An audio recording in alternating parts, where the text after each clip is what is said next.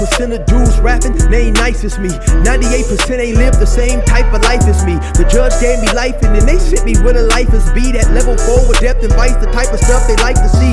Two choices, fight or flee. I refuse to die a chump. I never been a mark, but damn, it's scary when that riot jump. I seen dudes cry, get pumped, and some sexually brutalized. Knew a dude who lost his life and he was only doing 5 year-long racial fights when homie all you do is ride. Lonely days and nights up in a hole causing suicide. From the moment you arrive, you see the Mexican mafia, AB skinheads with big giant swastikas, pro-black philosophers, the BGF, the Kumi, and Muslims who will murk you from the nation to the Sunni. That MS was loony, quick to ride up on they rival. Even Christians went to church, hide knives up in a Bible. Political and tribal, the Crips and Damus, the Long Beach, the Hubs and the Dubs and the Grooves, the IE, the Bakersfield, the Dago Pyrus, the hustlers quick to roll, the gangsters don't move, whatever click. Say what's cracking, YouTube? It's your boy 16 to Life, and I'm back like I'm on a pro violation. Yard down! For those of y'all that's new to my page, in 1994, I got arrested. I was eventually sentenced to 16 years plus life, and I served 24 years straight in the California prison system. Yeah, that's me gassing right there on that intro. And if you want to get that song, hit me up for the information on my email, 16tolifemusic@gmail.com. Today, I'm going to be reacting to an interview I seen on a channel called Why We Serve. The guy is interviewing a former correctional officer who worked for 20 plus years in the California Department of Corrections. So let's get into it. In 94, how old are you when you start? 22. 22, okay. So as a young kid, as you say it, a young white kid with basically zero street experience, what was your first day like in Pleasant Valley State Prison? It was a level 1 to level 3, but can you remember what your first day was like? I mean, that was the most money I'd ever made in my life. So I was sitting around, walking around with a big old smile on my face the whole time. But I just remember they gave me a task one day. It was like one of the right there in the very beginning, but they gave me a task to go find out guys' gang affiliations. And I didn't like Peckerwoods. I didn't really, I thought it was a gang, man. I'm like walking up to these guys and the white guy would come to the window at the cell door. And I'm like, you a Peckerwood? Hell yeah, I'm a Peckerwood. And I'm like, okay, he's a Peckerwood. And, you know, just writing this stuff down. And it was like, and then you go to the black guys, blood or crip, you know, and then, you know, same with the Hispanic, you know, asking them if they're northerner or southerner. But yeah, I didn't know. I mean, I knew, you know, I knew what blood and crip, and I knew, but the Peckerwood thing, I'd never. Yeah. So for the audience, what is technically a Peckerwood then? Just a white guy, man. I mean, any white guy in prison is going to claim to be a Peckerwood. It's just, you know, that's what it is. And throughout your career in all these different correctional facilities, it's all divided by race in there. Yes. Why do you think that is? I don't know. I mean, that's how it's controlled. I mean, they run with who they get along with. And then, I mean, you got the Aryan Brotherhood who, no, if you're white, you're running with us. You know, if, you know, Southern Hispanic, you're running with us. You're, you know, so it's set, the gangs are running it. I mean, but is there any occasion that you saw where this white guy got to hang out with this black guy and he was friends in prison?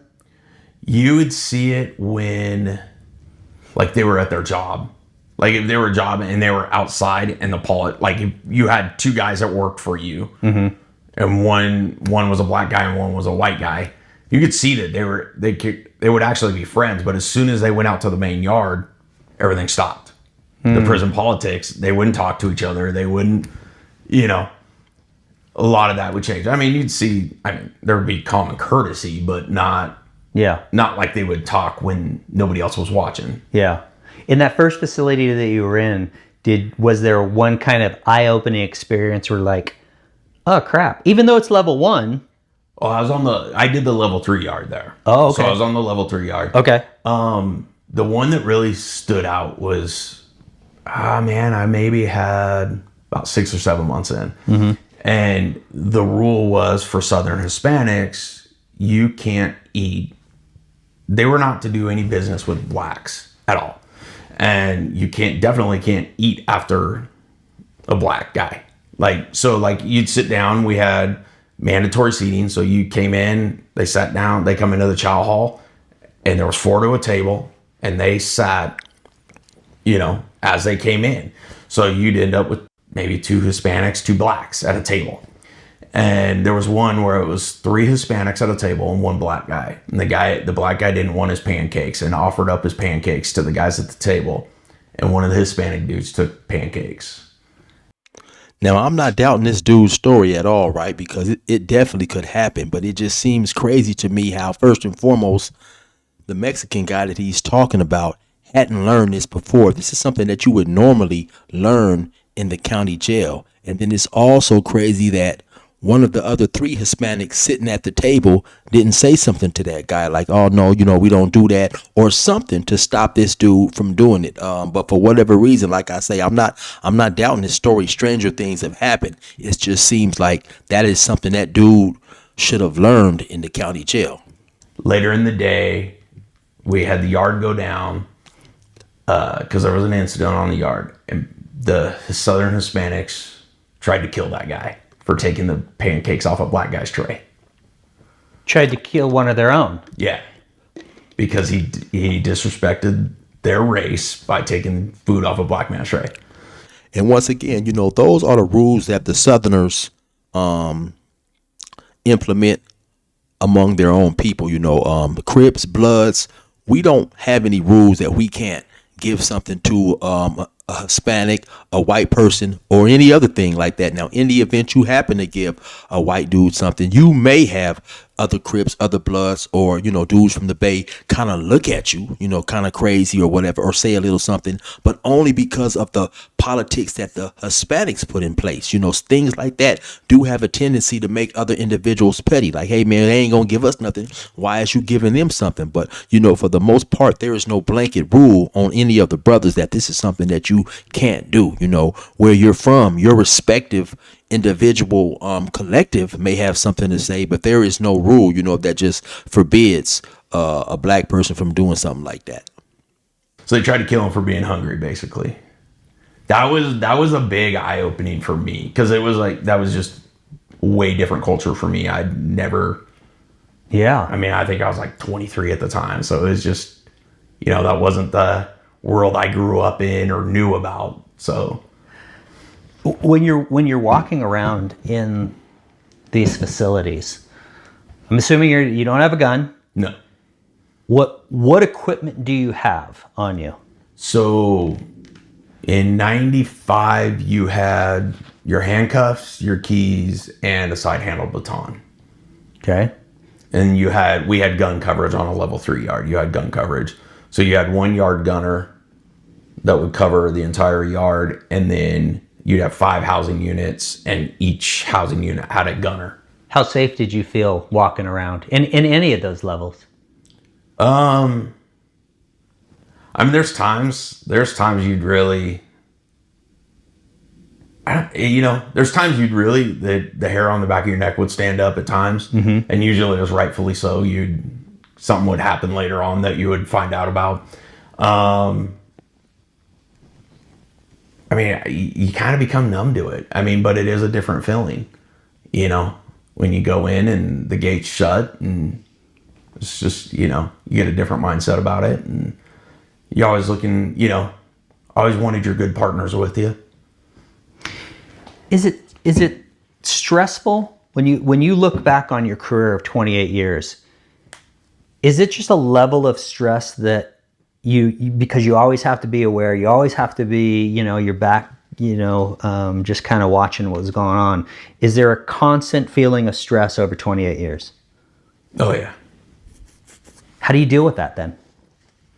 Like for example, do you turn to drinking? Is there working out? Is there, people go to church? How did you specifically deal with that? Before he answers, let me say that, they definitely do experience some type of stress. Just from me doing time in prison, I have heard probably about 5 or 6 officers that I was in different prisons with who committed suicide, and so yeah, that's something that for whatever reason, the job for whatever reason brings a lot of stress. Well, not for whatever reason. I know it's a lot of reasons that probably add to that. Then they spend a lot of time at work, and who else knows what they have going on in their personal lives. But yeah, like I said, I've known 5 or 6 officers who have committed suicide at one point in time. In 96, you transferred to Tehachapi. Tehachapi, yeah. Tehachapi? Glad I sort of pronounced that right. That was all levels plus the shoe. Yeah. And you walked into a massive riot on the level 2 dorm right after getting married with a new baby. Tell me about that. So yeah, pretty much the whole time I was at Tehachapi, I was on the level 2 yard. So the dorms, if you were in the gym, it was 175 inmates for 2 officers. In the other 8 dorms, they were 166 inmates for 2 officers, except on second watch, there was only 1 officer in there. No gun coverage, except for out on the main yard. That dorm living was one where you actually learned how to talk. Because when you're living cell living, it's like, okay, you end up just push a dude off into a cell, shut his door, and then you don't have to deal with him until his door gets opened again. Now, for those who don't know, a dorm living is level 2. Now, actually, I have been to Tehachapi. I didn't go to the dorm living there. Tehachapi, when I first came to prison, was the reception center, which is basically when you leave the when you leave the county jail and you get sentenced to whatever time you get sentenced to, you then will go to a reception center and they will assess you, analyze you, figure out what, security type housing you need and things of that nature. So yes, I was at Tehachapi, but it wasn't a 2 yard on the actual yard that they had me on. Living, there was no pushing them off. You had to keep dealing with them. So you learned how to deal with people and talk with people. But the dorm living was definitely different. We had, back then we were allowed, they had lifers is what we'd call them, but it's a guy with life in prison, where they had the lifers on the 2 yard, and they liked it because life was good for them. It was nice and easy. And so they kind of controlled the yard. But in it was 97, we had a big old riot. The Mexicans, I don't even remember what started it. The Mexican and blacks got into a fight. Some blacks, that's right. Some blacks beat up the blacks beat up an older Hispanic guy. So then the next day during chow, we're sitting in there and you could kind of feel that everything was kind of weird. And basically, once all the dorms got out to chow and everybody got released from chow, the Mexicans attacked the blacks. And basically, it was every Southern Hispanic on that yard attacked the blacks. I mean, there were stabbings, beating, like good beatings, everything. All kinds of shots getting fired off from the perimeter towers and the yard gunner. It was interesting. I mean, they ended up that night, all the blacks and Hispanics camped out on the yard. They separated them, didn't even put them back in the dorms, nothing. They made them sleep outside, and Tehachapi gets pretty cold. It was a pretty cold night that night. It was down like in the 30s. But when you mention Southerners and Northerners, are you talking about Sureños and Norteños? Yes. Okay, so in specifically where you're talking about that riot where it's blacks versus Southerners, why, if it's separated by race, why didn't the Northerners jump in with the Southerners to help? Southerners and Northerners do not get along. And it doesn't even matter, even though they're Hispanic. No, the Northerners will side with the blacks first. Really? Yeah. Okay. In the facilities that you were in where it's separated by race, what's the largest population? Is it Hispanic? Is it white guys? Is it black guys? Who if there was a majority of breakdown based on race, who has the majority in there? Now this is crazy, right? Because this question comes up a lot. I have not seen this interview right here, so I don't know what he's gonna say. Right, I hear a lot of people saying a lot of things at different time periods. When I came in, the Hispanics had the majority. Right, when I have talked to OG Chances about that back in his day, he said the blacks have the majority. When I've talked to individuals like Big Marcellus, who is a well-known individual out of Compton, he told me the black had the majority. When I see a lot of these YouTube interviews and a lot of Southern Hispanics talking, they say that for the most part, the South had the majority, right? So it just all depends on who you listening to and at what time period, right? So it's extremely interesting to see what he's gonna say. I mean, institutions will change. Like certain institutions are different. Like True. Pleasant Valley, when I was there, I'd say it's probably more Hispanics. Okay. Lancaster was more black. But And I think I've mentioned Lancaster before. You know, that definitely was a prison that was known as Chocolate City. Lancaster is a prison that's probably about maybe an hour, a little bit more away from Los Angeles. So you had a lot of, Crips, Bloods, individuals from that area trying to get there because it was close to Los Angeles. And then also, to my understanding, that prison, the administration, guards, captains, lieutenants, was primarily black, as well as a lot of the free staff, the people who were in charge of the cooks, the teachers, the instructors, people in charge of the painting crew, so on and so forth.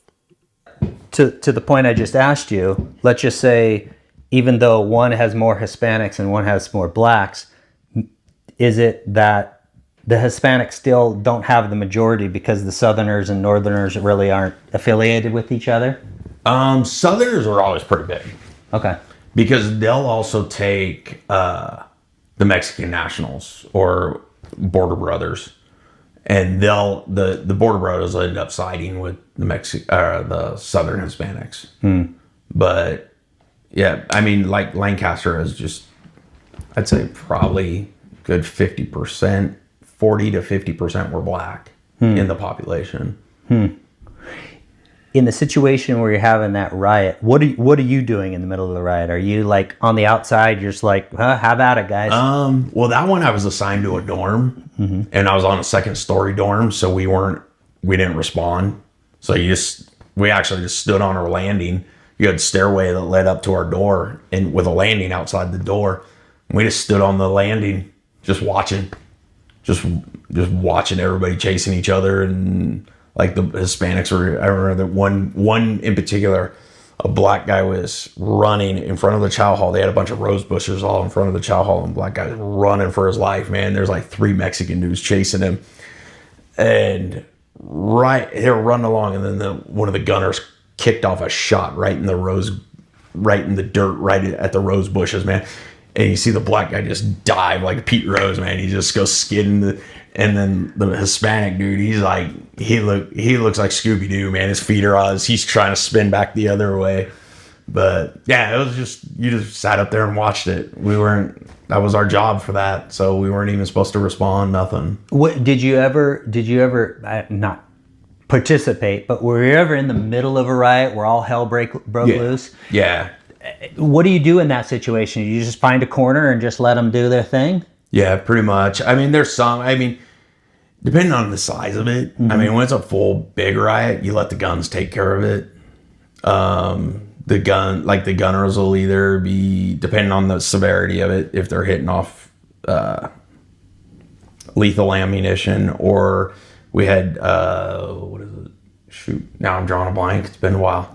We had this round out of a 40 millimeter. It was a big old blue ball on the end, and it was a direct munition, so could shoot you. We'd shoot the inmates with those. So, or they're popping gas, shooting canisters of gas out, or if you're close enough, we had called an MK46, which looked like a fire extinguisher. It was just a black fire. It was the size of a fire extinguisher, and it was just full of pepper spray. So if you got that from your gunner, those were kept upstairs. You spraying those, they're shooting out 25 feet.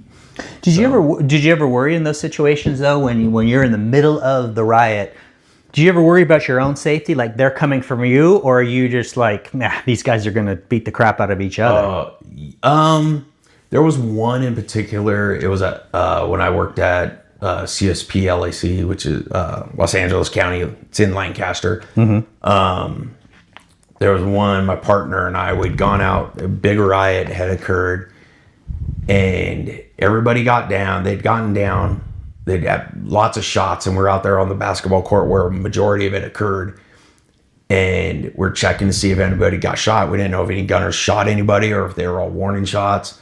So trying not to, I keep going to say his name, and I'm trying not to drop his name out there because I think he's still active. He was working for, he went to LAPD, but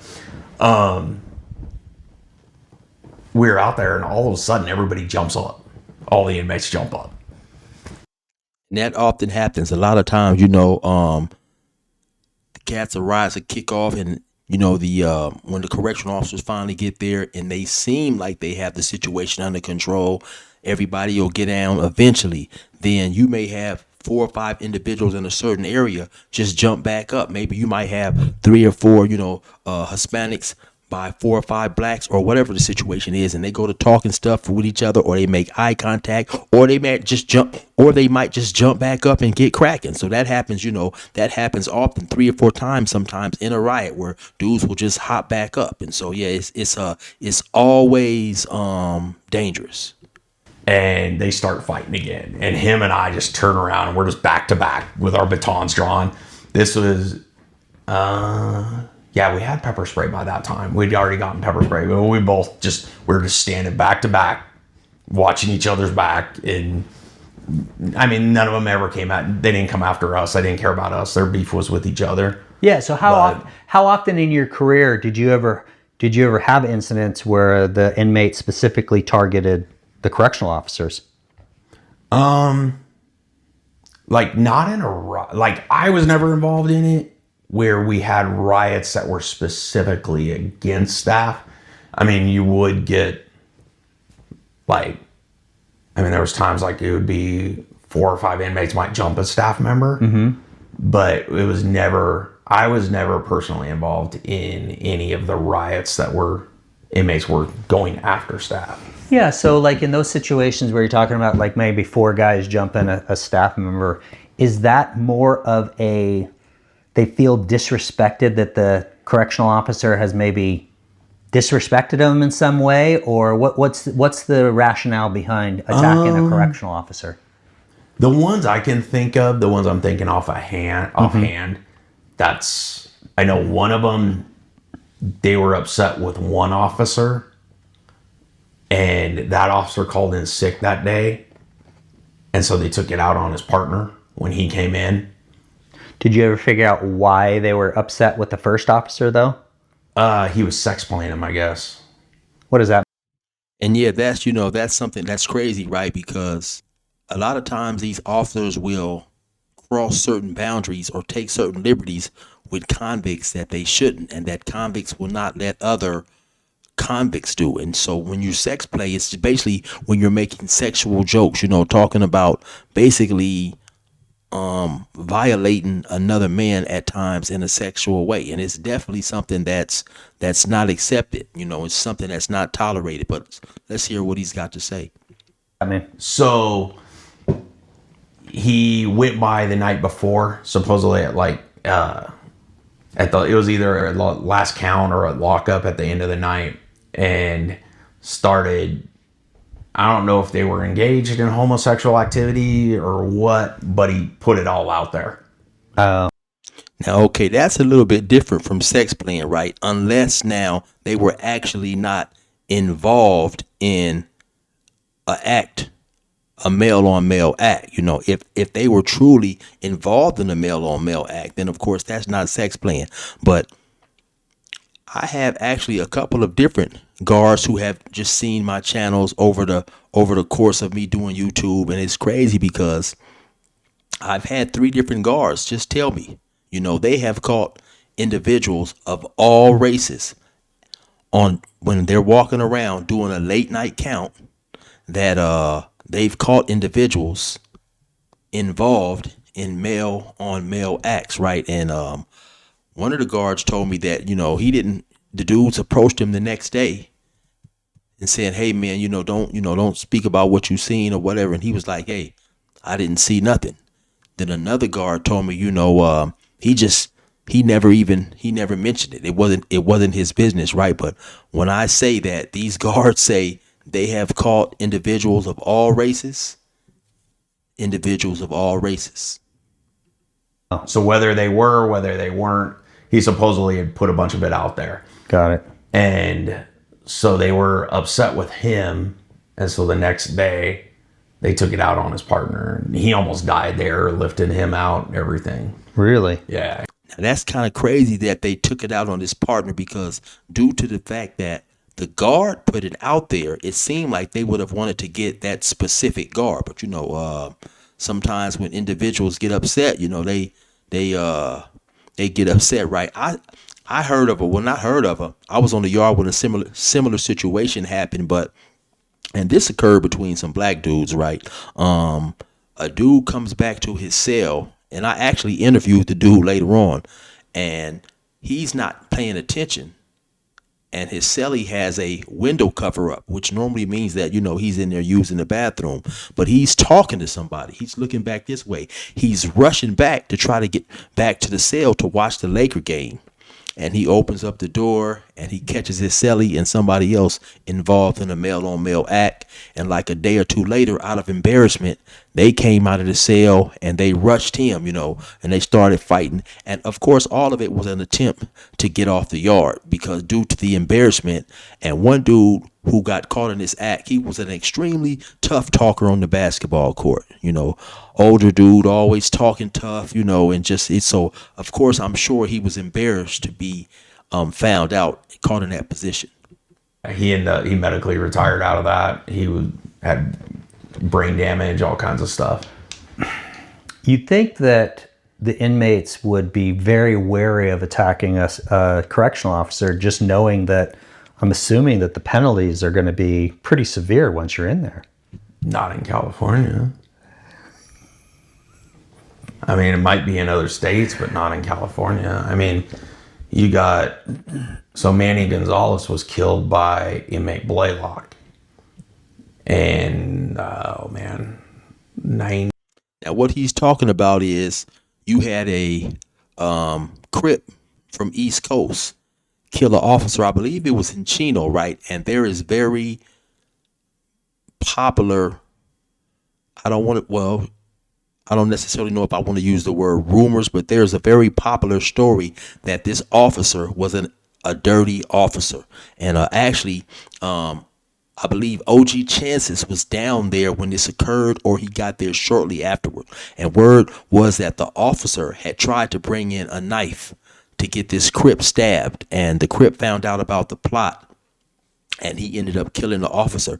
And actually, not too long ago, this Crip ended up trying to stab another officer as well. Maybe 6-7 months ago, maybe not that long, but yeah, this Crip, he's definitely very, I want to say, anti-police, I guess you can say.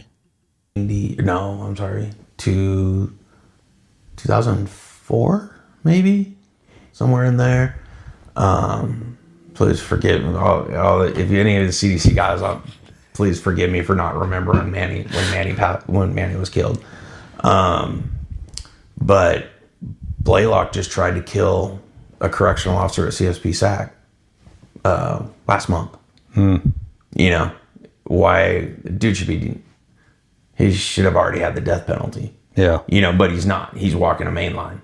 All right. Well, we're going to talk about kind of the politics at the end in terms of California. But in 97, you transferred to Lancaster, which is the California State Prison in Los Angeles County. That is predominantly level 3 and 4, as with some of the most violent, sensitive need yards.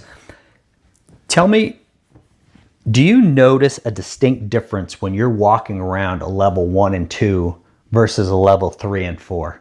Yes. Every yard, every level is different. Level 1, you're like kicking the inmates out of your office, telling them to leave you alone because they just want to come and talk. They're just going to sit there and talk to you. Level 2, not quite as severe as level 1. Level 3, they'll still talk to you a little bit here and there. Level 4, for the most part, mostly they don't even want to talk to you. They just, they'll talk to you if they need something from you. Yeah. And other than that, they just leave you alone. You mentioned in the previous institute, though, to Cashapp, that even though it was level 1 and 2 that were there, they still had, it's fair to say that they had level 4 guys living with those 1 and 2 guys? No. So you'd have it's on separate yard. So you have a level 1 yard. Okay. And then you'd have a level 2 yard, level 3 yard. But what were you referring to? You said something where there were guys that basically were higher levels that kind of ran the whole thing. So the lifers. So you had the guys doing life in prison. Yeah. But back then, you could work they'd been in prison long enough that they could get their points low enough to go down to a level 2. As long as back then it had to have a secure perimeter with guns. And so Tehachapi was one of the few that the level 2 had guns on the yard. So is secure perimeter. So is it fair to say that those lifers could have been in there for murder and they're hanging out with those? That was so young in my career, I can't remember. Okay. I can't remember what the classification was because that was at the time that part of it wasn't even in my realm, so I can't recall. Yeah. And so the answer to that is yes. It doesn't matter what you are convicted for. In the event you work your points down and you become a level 2, you could be in jail for murder or what have you and be on a yard with somebody who's in there for DUI, stealing or what have you, just in the same way that you could have the same guy who may come to jail with 2 years and come to jail on a level 2, continually get in trouble and work his way up, and now he's on a level 4 with dudes who have 175 years to life. So it doesn't have anything to do with the crime you committed. It's all about your classification score. Okay. All right. So getting back to Lancaster,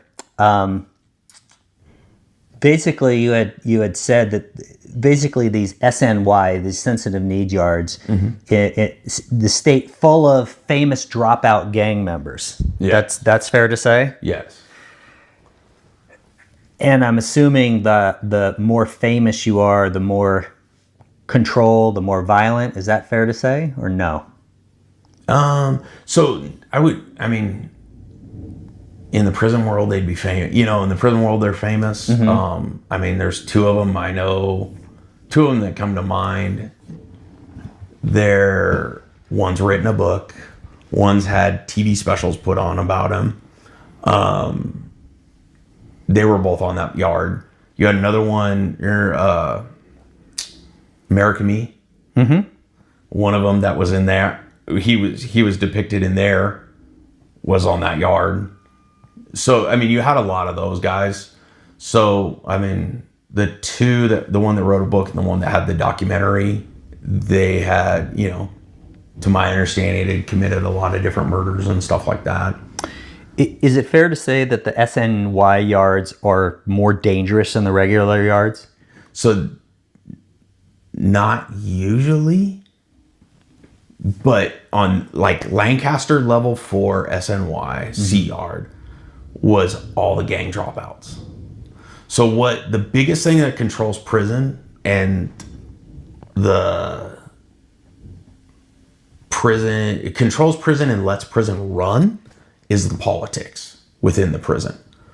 So if you and I being white, if we had an issue on a mainline yard, we would have to if we were mad at somebody else, we had to get permission from whoever's calling the shots on the yard to actually go do something about it. Because if we do something, especially if they're another race, and we go on lockdown, there could be a drug shipment coming in through visiting. There could be something else occurring that we screw up. So then because we didn't get permission, now we're in trouble. When you say get permission, can the white guys do the white guys have to ask for permission from a Hispanic or a black, or you just mean they have to get permission from their own shot caller within their race? So I left prison in 2010. So when I was still there, I can't say what's going on now. Sure. But in 2010 or prior to that, like the whites, at like Lancaster, the whites would have checked with the blacks. Or not the blacks, sorry, the Hispanics. The whites would have checked with Hispanics. Hispanics probably would have checked with the whites because they will deal with each other. Blacks, they're kind of they kind of do their own thing, man. They don't. Blacks could really control the prisons if they would get along, but they don't get along with each other themselves. It's crazy, right? Because of course you're gonna have some people out there who are not gonna like that, man. But basically, from his observation, he's saying that if blacks chose to come together, they would be a very powerful force. Back to his other statement where he's saying that the whites check with the Mexicans and the Mexicans would check with the whites. I don't necessarily know their politics, right? But I've never heard anything like that as far as checking. At times races will give other races a head up out of courtesy. But, as far as and just keeping it 100, well, I was going to say keeping it 100, man, the Southerners are definitely not going to check with the whites to get permission to do something. And to be quite frank, I don't think that the whites are going to check to get permission either. Like I say, once again, it's just more of a courtesy type thing. And then when there's something going on, let's just say if it involves one group dealing with their own, that group will give everybody else on the yard a courtesy head up. Like, hey man, we gotta clean up, or we got some business we gotta handle on the second yard today. So, just let your people know when it jumps off, it's gonna be us over there. And so that's done as a courtesy for a couple of reasons. To let people know that, hey, this is gonna be us over there. So don't nobody maybe think it's something else going on and run over there and the situation get bigger. And then also to give individuals a head up to just let them know, hey man, the yard's going down at a particular time, so you may not want to be out here dirty, because in the event the yard goes down and this violence, everybody, it's potentially a chance that everybody can get put on the ground and searched, and you may lose something that you don't want to lose. So even though and I'm assuming they're not separated like norteños and sureños. They're just black, but they just don't get along within the. Yeah. So Bloods and Crips, obviously, they're not going to get along. If a race riot comes in, we're in trouble. When you say get permission, do the white guys have to ask for permission from a Hispanic or a black, or you just mean they have to get permission from their own shot caller within their race? So I left prison in 2010. So when I was still there, I can't say what's going on now. Sure. But in 2010 or prior to that, like the whites, at like Lancaster, the whites would have checked with the blacks. Or not the blacks, sorry, the Hispanics. The whites would have checked with Hispanics. Hispanics probably would have checked with the whites because they will deal with each other. Blacks, they're kind of they kind of do their own thing, man. They don't. Blacks could really control the prisons if they would get along, but they don't get along with each other themselves. So even though and I'm assuming they're not separated like norteños and sureños. They're just black, but they just don't get along within the. Yeah. So Bloods and Crips, obviously, they're not going to get along. If a race riot comes in, yeah, they'll take part together. But just within the Crip factions, you'll have them not getting along with each other and fighting for power and stuff like that. Well, I've never seen that, right? And I'm not necessarily going to say it's never happened, but I've never seen inner dissension among Crips because they're fighting for quote unquote power.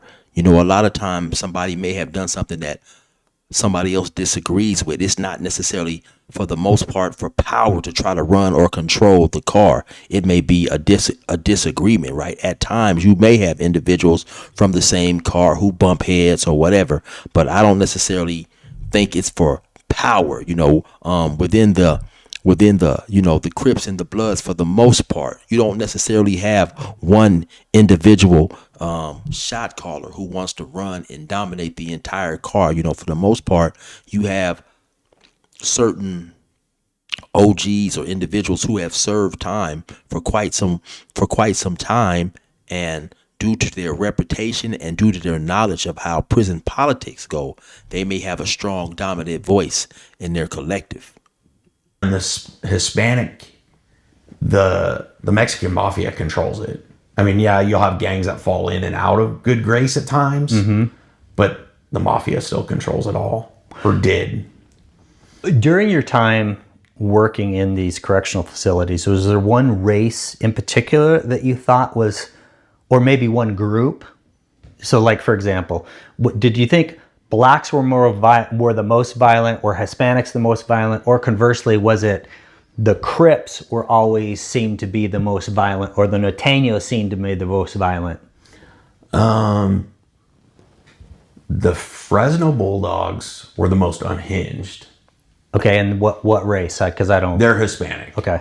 And they'll go back and forth. I don't think anybody runs with them now. Okay. They were with the Southerners for a while. Then they went to the Northerners, and they tried to get back with the Southern. But they would just do whatever. Like, you said something to them, and they didn't like it. They'd start swinging on you or whatever. The others, they pretty much, Hispanic wise, there was a lot of control within. Like, they would show a lot of self-control. And so nobody really stood out then? No. I mean, not that I can really think of. I mean, okay. I think everything ebbs and flows at different times, and who's there, and because every yard has a shot caller, Yeah.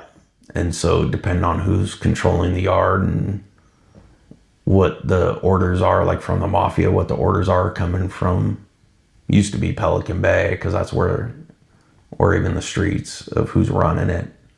Really? So the people who are actually controlling what's happening in prison aren't necessarily even in the prison. They're getting their orders from the streets. They can be, depending on where the hierarchy of that gang is at. Huh. Okay, I'm going to ask you kind of a sensational question. I'm watching movies in prison, about prison, and you see them have the shanks, and I think it was The Longest Yard, where you squirt inflammable material on and lighting a guy on fire. What was there anything that stood out in the course of your 28 years going, damn, I can't believe that just happened? Let me just say this real quick, man. I've done 24 years straight, and never once ever in prison did I ever hear the word shank. It may have been used, but I never heard that word. Lancaster Sea Yard, a guy took, so they can have a hot pot. Mm-hmm. So it's just kind of like a kettle, but they would take the thermostat out. So it wouldn't, most of the hot pots, I think they stop at like 185 degrees, where if they took the thermostat out, it would just keep getting hotter and hotter and hotter. And the guy had put baby oil in it and heated it up and threw it on his cellie.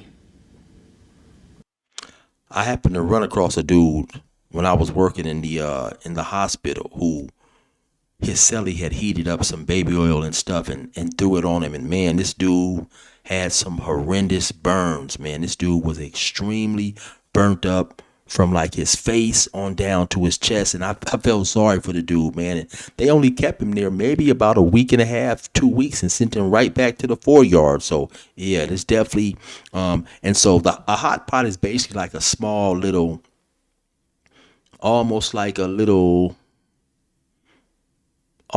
teapot that we use to warm up water, to cook food and stuff like that. And like he said, well, at one point in time, they used to get extremely hot and they would boil. Then they started having us order these hot pots from these vendors, and the hot pots then they wouldn't get to the point where they boil, but you had a lot of dudes who knew how to go up under them and take the thermostat out so they would boil. And so yeah, those hot pots was very valuable in cooking food and coffee and stuff like that. And then the guy was just like, it was like his skin was just melting, and just the screams from that guy when we were taking him to medical, when he was getting taken to medical from the pain of the burning oil. Okay, so you just said he basically hurt his celly. Even though the facilities are separated by race, once you get in the yard and everything else, how does it break down in terms of your cellmate? Are you mixed race in there? Yes, when I left, it was still broken down by race. Really? Even so the cells were broken down by race. So it wasn't policy. It wasn't policy that it was to be broken up. Actually, I take that back. I think it all switched in 2007 is when that started switching, that we were supposed to integrate. They called it integrated housing. But prior to that, it wasn't policy. So like we could put a black and Hispanic in a cell together, but we didn't because we knew it was a problem. And so we would, Hispanic with Hispanic, and you try to put a crip with a crip and a blood with a blood, just to avoid the issues and the problems. And then it was in 2007, they started the integrated housing. Did that make things better? No. Because they would, here, this is your celly. And then what would happen was the guy would refuse a celly. He'd refuse a cellmate. And so then he'd go to add seg. And then if I remember right, there was after so many times they refused a celly, then they would put them that it'd get classified that they could only be housed with their kind of thing. It's crazy. Yeah, it was a game. Tell me about protective custody. So protective custody, that's the name switched to SNY. So level C or C yard, the level 4 yard at Lancaster was the SNY yard there. That was a full gang dropout yard for the most part. I mean, you had some sex offenders on there, and you had some guys with drug debt, but for the most part, it was all gang dropouts. So the thing was funny with that yard was because everybody was gang dropout, there was no more politics. So that's what made that yard so violent, was if somebody was mad at somebody, they didn't have to go check with anybody to see if they could go handle business. They would just do it.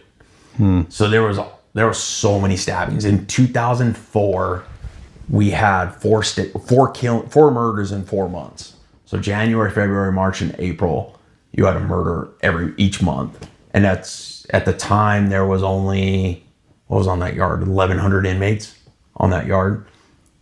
And you had 4 murders in 4 months. Where do these inmates get their weapons from?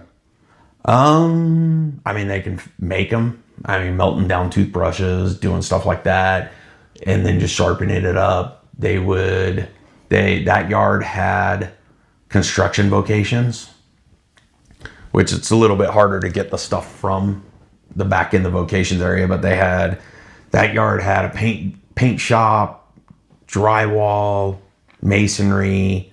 Then they had the regular maintenance shops. They had a drafting, so taking stuff out of there. There was ways to they would cut in the cells, you had metal lockers, like just a shelving unit. Mm-hmm. And they figured out, the state would give out this stuff called tooth powder. And it was just basically a toothpaste, but it was a powder. Then they could take it and get dental floss and kind of wet it.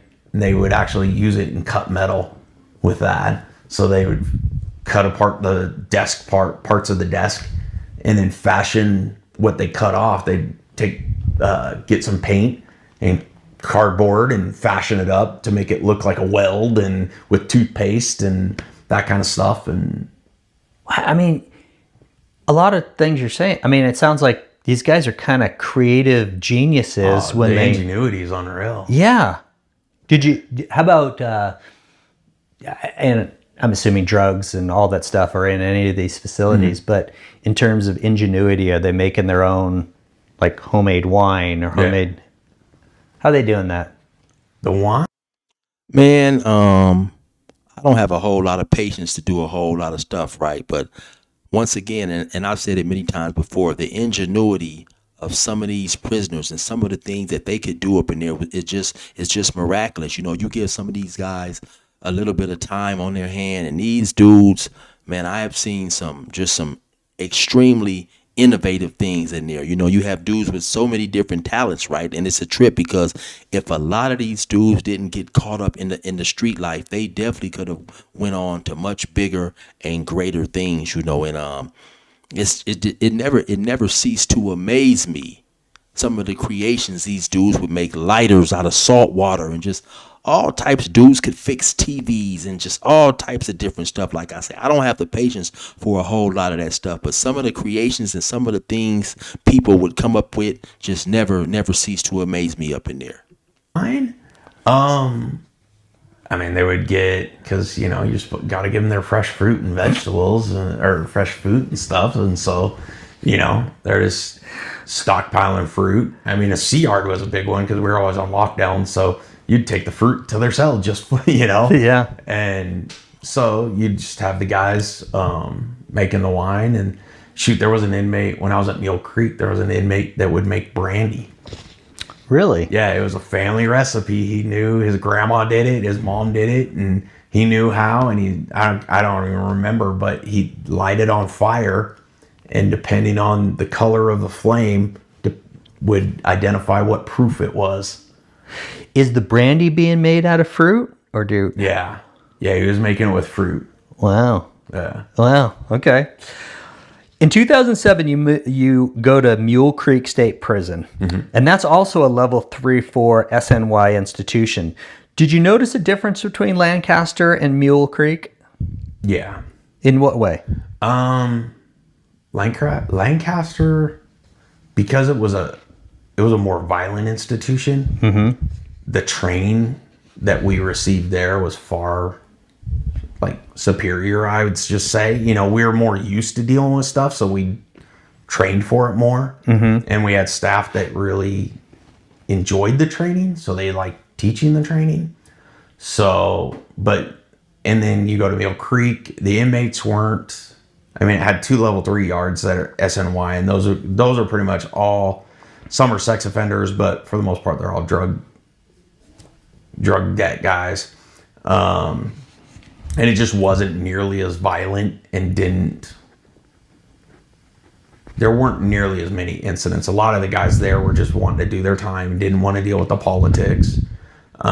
You did have some of the SNY gangs on there. So you get guys that dropped out of Southern Hispanics or dropped out of a gang, and then they go and they created their own SNY gang again to get back into the politics, where Lancaster, they, like Sea Yard, they tried to come in there and they didn't put up with it. So that gang never at the time I was there, didn't have a stronghold or anything, but Mule Creek, they did.